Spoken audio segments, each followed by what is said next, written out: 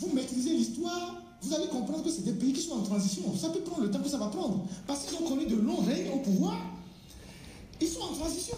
C'est des pays qui sont en transition. La transition peut être violente, ça peut être la guerre, mais c'est le classique de l'histoire. Si votre tour n'est pas arrivé, ne pensez pas que cela ne va pas arriver. Donc vous avez intérêt aujourd'hui, vous les barons, qui soutenez mordicus le régime de Faure, à le lâcher, à lui dire les vérités, à lui dire de lâcher le pouvoir en 2025, à lui dire, vous avez fait 20 ans, quoi qu'on dise, c'est une grâce. Ton père a fait 38 ans, tu es venu, tu as fait 20 ans, il faut partir. Il faut partir pour le bien de nous tous. Il faut partir pour ton propre bien. À vous inspirer de ce qui se passe au Ghana, à arrêter toute votre comédie de modification constitutionnelle, d'installation d'une république, je ne sais pas quoi, de 5e république, tout ça, et en 2025, d'organiser des élections. Si vous gagnez, vous restez. Si vous perdez, vous passez le pouvoir. Et vous aurez la chance de rester encore dans votre pays, rester en vie, de préserver le peu d'argent que vous avez volé. Là, Bachar el-Assad, il est parti en exil. C'est là maintenant qu'il va connaître. Il va connaître. C'est là maintenant qu'il va connaître l'isolement. Syrie, la chute de Bachar el-Assad. Quelle leçon à tirer de tout ça? Restez jusqu'à la fin. On aurait pu, Bachar el-Assad aurait pu sortir par la grande porte. Et donc, ce qui se passe en Syrie, c'est ce qui va se passer aussi d'une manière ou d'une autre. Je ne dirais pas dans les mêmes proportions. Au Togo, si ceux qui tiennent le pouvoir aujourd'hui au Togo refusent le jeu démocratique, refusent de discuter avec la classe politique, refusent d'ouvrir le pays sur les questions des libertés, continuent d'envoyer les gens illégalement en prison, c'est comme ça que ça va se passer avec vous. Et donc, je vais profiter de ce début de live-là pour interpeller relativement aux événements qui sont en train de se dérouler actuellement en Syrie, les barons du système RPT UNIL. Vous avez vu comment Bachar el-Assad est parti? Je vous avais dit ça dans plusieurs lives. Vous avez vu comment Bachar el-Assad il est parti? Il a d'abord fait partir sa famille, ses enfants, et lui-même il est parti. Mais quand il a sorti sa famille, ses enfants, il était encore là. Et les gens pensaient qu'ils allaient encore tenir. Tout le monde était encore là. Tout le monde était encore là. Ces chefs de renseignement, ces ministres, ces juges qui l'utilisaient, tous ceux qui sont les piliers du régime étaient encore là. Mais quand la situation a tourné définitivement, il est monté seul dans l'avion. Il est parti. Là, actuellement, là où nous parlons, là, les populations en Syrie sont en train de se promener dans la ville, en train de chercher les barons dans leurs maisons, les uns après les autres. Ils sont en train de chercher les barons, tous les caciques du régime. Tous les caciques du régime de Bachar el-Assad, actuellement, les populations sont en train de les chercher un à un dans leurs maisons. Donc, le message que je voudrais vous faire passer, si vous avez encore un minimum de jugeote, un minimum de clairvoyance, sachez que le jour où, quand vous refusez le jeu démocratique, quand vous êtes convaincu que vous avez les soldats, quand vous êtes convaincu que vous avez la force, quand vous êtes convaincu que, parce que Faure va en France, il salue Macron, vous êtes content, ou bien il signe un accord de défense avec Poutine, vous êtes content, sachez que tout ça, c'est éphémère. Le jour où les alliances vont changer, le jour où la géopolitique va évoluer et qu'on va décider de vous lâcher, on partira seul. Bachar el-Assad, lui, n'est pas connu pour être polygame, donc il est parti avec sa famille et ses enfants. Faure, lui, il a plein de maîtresses, il ne pourra même pas les prendre toutes. Il partira seul. Et ce jour-là, le peuple que vous voyez dans la rue, là, en Syrie, là, le peuple que vous voyez dans la rue, là, ce même peuple-là, vous le verrez un jour au Togo. Et les gens viendront vous chercher un à un dans vos maisons. Vous, officiers supérieurs de l'armée, qui participez à tuer les gens. Vous, chefs de renseignement, qui arrêtez les gens, qui torturez les gens. Vous, procureur de la République, qui envoyez les gens en prison, notamment le fameux procureur Talaka Mawama, actuellement nommé là, je ne sais pas comment il s'appelle, qui envoie les gens en prison parce qu'il reçoit les ordres de Faure Gnassingbé. Vous, les juges d'instruction, qui envoyez les gens en prison injustement parce que vous recevez des ordres de la présidence. vous les ministres qui réglaient les comptes aux gens, qui torturaient les gens, qui arrêtaient les gens, vous les petits miliciens qui pensez que vous avez un pouvoir qui ne va jamais finir. Vous avez vu comment Bachar el-Assad est parti. Il est parti seul. C'est comme ça que Faure partira. C'est comme ça que Faure partira. Il partira seul, même s'il arrive à s'en sortir. Il partira seul. Vous avez vu comment Mobutu est parti? Mobutu a décollé, on tirait sur l'avion. C'est un classique de l'histoire. C'est pas quelque chose de nouveau. Dans l'histoire, pour ceux qui ont étudié l'histoire, ou bien ceux qui lisent l'histoire, c'est comme ça que ça finit. C'est un classique de l'histoire. Si votre tour n'est pas arrivé, ne pensez pas que cela ne va pas arriver. Donc vous avez intérêt aujourd'hui, vous les barons, qui soutenez Mordicus, le régime de Faure, à le lâcher, à lui dire les vérités, à lui dire de lâcher le pouvoir en 2025, à lui dire, vous avez fait 20 ans, quoi qu'on dise, c'est une grâce. Ton père a fait 38 ans, tu es venu, tu as fait 20 ans, il faut partir. Il faut partir pour le bien de nous tous. Il faut partir pour ton propre bien. Après, il faut partir pour le bien de nous tous. Parce que tout ce que vous êtes en train d'accumuler aujourd'hui, vous allez le perdre. Comme les barons en Syrie sont actuellement en train de perdre tout. Là. Il y a certains, ils ne peuvent même pas détailler comme Usain Bolt. Ils sont en train de se cacher dans les maisons comme des rats. Les populations sont en train d'aller les chercher. Les gens sont sortis de prison. Les gens ont fait 40 ans de prison. Certains ont fait 30 ans de prison. Ils sont sortis de prison. Ils sont arrivés en ville. Ils sont en train d'aller chercher les barons. Vous avez vu la maison de Bachar el-Assad? Vous avez vu le luxe? Vous avez vu toutes les voitures? Il a les Ferrari, les McLaren, les Rolls-Royce. Voilà les gens qui étaient dans le luxe inouï pendant que leur peuple souffrait. Vous avez vu? Dans sa maison, le monarchie constitutionnelle, il va quitter du poste de président pour devenir président du conseil d'État, je ne sais pas quoi, pour garder le pouvoir parce qu'il compte sur l'armée, il compte sur les puissances qui le soutiennent. Mais Bachar el-Assad aussi comptait sur l'armée. L'armée de Bachar el-Assad, là, elle était tribaliste, elle était fondamentalement clanique. C'est spécifiquement les Alaouites, les chiites, qui étaient son armée. Et Bachar el-Assad, il comptait sur plusieurs puissances, notamment l'Iran, la Russie et bien d'autres, avec le Hezbollah. Vous avez vu comment il est tombé? Vous avez vu comment il est tombé? Donc, ce n'est pas parce que Faure Gnassingbé va signer un accord militaire avec la Russie, ou bien il vient en France, on l'invite à Notre-Dame, que vous pensez qu'il va rester ad vitam aeternam. La région est en train d'évoluer. La sous-région est en train d'évoluer. Vous venez de voir l'alternance au Ghana. Vous venez de voir l'alternance au Ghana. La famille Assad a régné 54 ans. Ils sont arrivés en 1970. Mais le papa était déjà ministre de la Défense dans le gouvernement précédent. Vous avez vu l'alternance au Ghana? Vous avez vu l'alternance au Ghana? Dans 2 ans, il y aura d'autres alternances dans la région. Donc, on ne peut pas continuer par rester avec Faure Gnassingbé. Et à un moment donné, les gens, ceux qui le soutiennent, ou bien ceux qui ferment les yeux sur son règne éternel, ils n'iront pas lui dire, monsieur, prenez la porte. Parce qu'en plus, il ne veut même pas ouvrir son pays aux jeux démocratiques. Il a fermé le pays. Les partis politiques ne peuvent pas faire leurs activités. Les opposants sont arrêtés. La société civile est embastillée. Les journalistes sont en prison. On utilise toutes les méthodes de répression. Et dans ces genres de situations, il arrivera un moment où, le jour où l'heure va sonner, mais tous les piliers du régime vont s'effondrer comme des châteaux de cartes. Et vous serez même étonnés.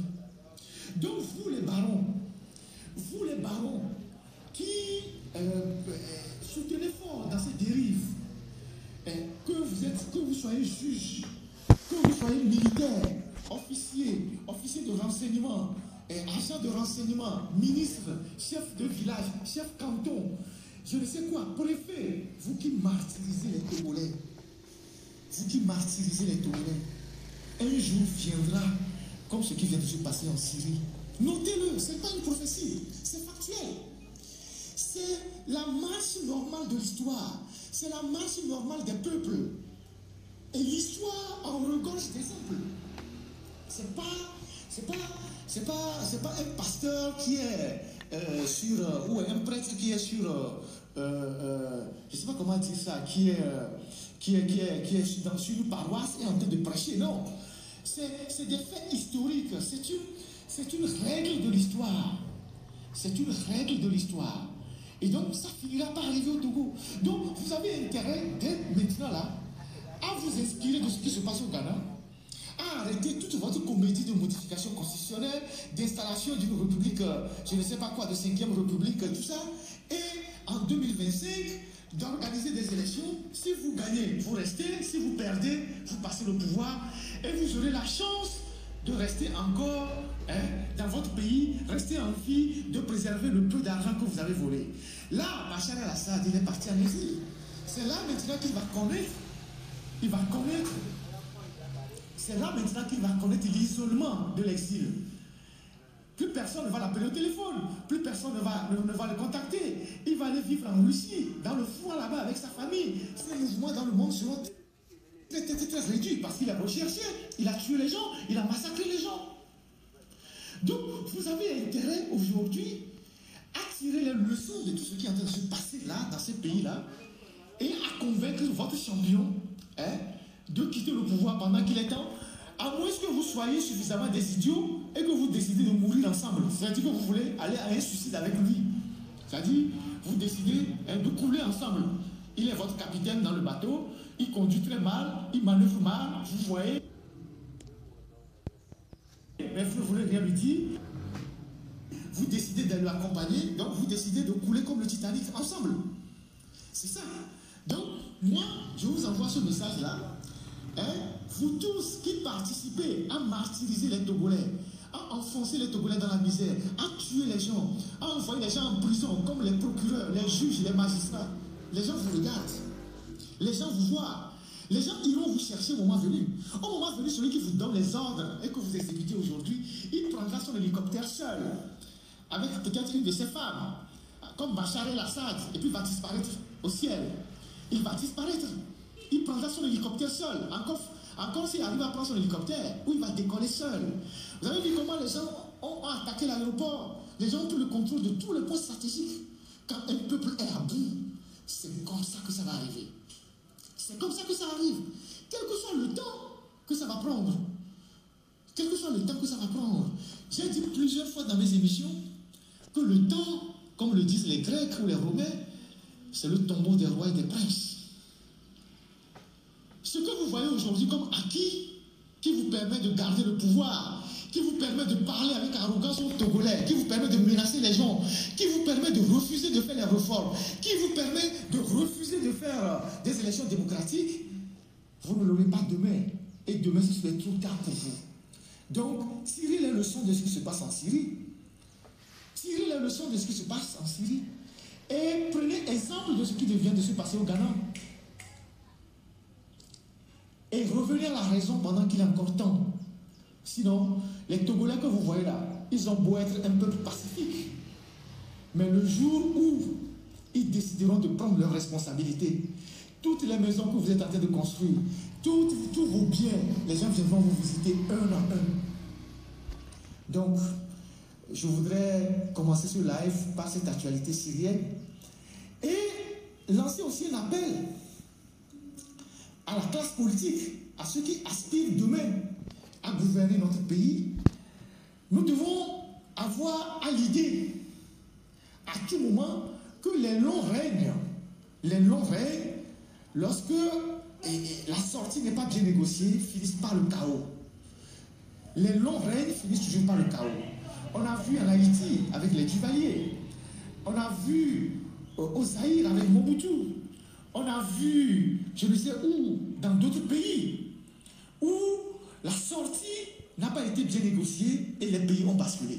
Et donc, la classe politique, ceux qui aspirent à gouverner le Togo demain, doivent travailler l'alternative. Je ne veux pas faire la promotion de mon journal, le nom de mon journal, mais doivent travailler l'alternative. Qu'est-ce que le Togo va devenir? Parce que quand on sort d'un long règne, toutes les injustices reviennent à la surface. Nous sommes d'accord, nous tous qui sommes ici en ligne, pour dire que notre pays est très fragile. Nous avons un pays très fragile. On a des problèmes communautaires au Togo, on a des problèmes fonciers au Togo, on a des injustices au Togo, on a des problèmes de chefferie au Togo. Et si on ne fait pas attention, si on ne gère pas bien l'après Gnassingbé, tous ces problèmes vont revenir à la surface. Tous ces problèmes vont rebondir. Parce que pendant longtemps, le régime actuel a instrumentalisé tous ces secteurs de la société pour garder le pouvoir. Et donc, tout ça va revenir à la surface. Tout ça va revenir à la surface. Tous les pays que vous voyez aujourd'hui en souffrance là, quand vous maîtrisez l'histoire, vous allez comprendre que c'est des pays qui sont en transition. Ça peut prendre le temps que ça va prendre. Parce qu'ils ont connu de longs règnes au pouvoir. Ils sont en transition. C'est des pays qui sont en transition. La transition peut être violente, ça peut être la guerre, mais ils sont en transition parce que pendant longtemps, ils ont connu de longs règnes. Et ces longs règnes-là... Quelle leçon à tirer? C'est la chute de Bachar al-Assad. C'est une dynastie plus de 50 ans qui vient de chuter. Une vieille dictature qui vient de se chuter. Quelle leçon à tirer dans tout ça? L'Afrique aussi peut tirer des leçons de ça. Est-ce qu'on peut apprendre à tout ça? Est-ce qu'il y a une leçon à tirer? Pensez-vous exactement des dictateurs qui tuent au pouvoir, qui refusent de lâcher? On peut leur donner les raisons, on peut les tirer dessus. On peut leur donner leurs raisons pour ils n'ont qu'un droit de rester jusqu'alors à la tête de leur pays. Si la chute de Bachar al-Assad peut enseigner quelque chose à quelqu'un, ça peut donner l'idée à quelqu'un de faire mieux. À nous de voir, aux dirigeants de voir, aux dirigeants africains, aux dirigeants du monde de voir si de tirer des conclusions, le vrai là, arrêt de bois ou pas. Le reste, la balle de reste dans le camp, s'il peut faire mieux, s'il peut lâcher prise, s'il peut penser autrement, s'il peut réfléchir autour, s'il peut explorer d'autres pistes pour le bonheur de tous, s'il peut faire mieux. En tout cas, aucun règne n'est éternel, aucun pouvoir n'est éternel. Il y a plus qu'un dictateur aussi, se fléchir un jour ou un autre. C'est mieux de quitter les choses avant que les choses vous quittent. Si Bachar savait, il devait mieux quitter depuis il était là entêté à rester coûte au pouvoir, à ne lâcher prise rien, à ne lâcher rien. Au point moindre, il ne faut pas rester au pouvoir jusqu'à quand. Ça c'est encore juste de rester au pouvoir jusqu'à mourir au pouvoir. Ça c'est quoi, ça porte ou quoi juste. En tout cas. Seuls les dictateurs, ceux qui restent au pouvoir longtemps, seuls qui peuvent donner sa réponse. Sinon, non.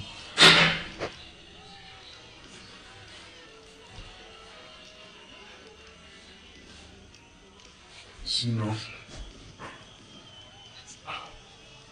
passons. Qui pense à mieux faire, c'est mieux. Au lieu de rester dans le même bail, tout le temps, ça donne rien.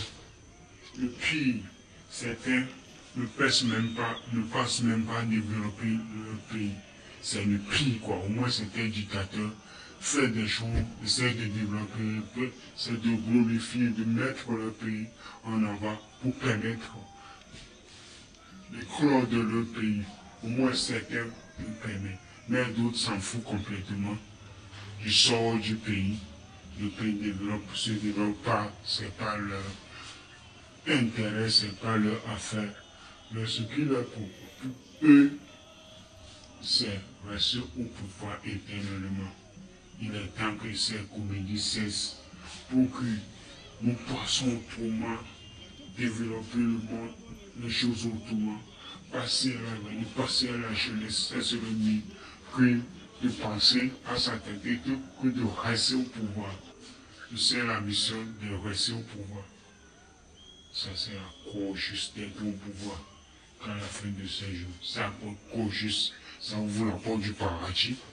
Si on reste au pouvoir, c'est qu'à la fin de ça ouvre la porte du pouvoir, ça ouvre la porte du paradis. C'est lui qui est pour ça. Que ça donne une leçon aux dictateurs, à ceux qui pensent qu'ils peuvent rester éternellement. Vaut mieux de changer les choses, de bouger les lignes pour permettre que les choses vont mieux, pour permettre que les choses bougent mieux, pour permettre à que chacun de nous soit en paix, que la paix soit humaine, que la paix règne. C'est ça l'essentiel, la paix ou rien. C'est mieux. La paix ou rien. Que la chute de Bachar al-Assad donne, que ça soit une leçon pour beaucoup de dirigeants, partout dans le monde africain ou pas, que ça serve de leçon.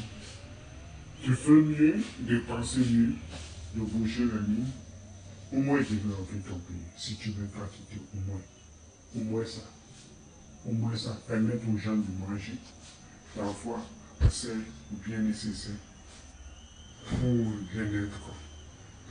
C'est très très important que les dirigeants changent de paradigme pour faire bouger la ligne, c'est mieux.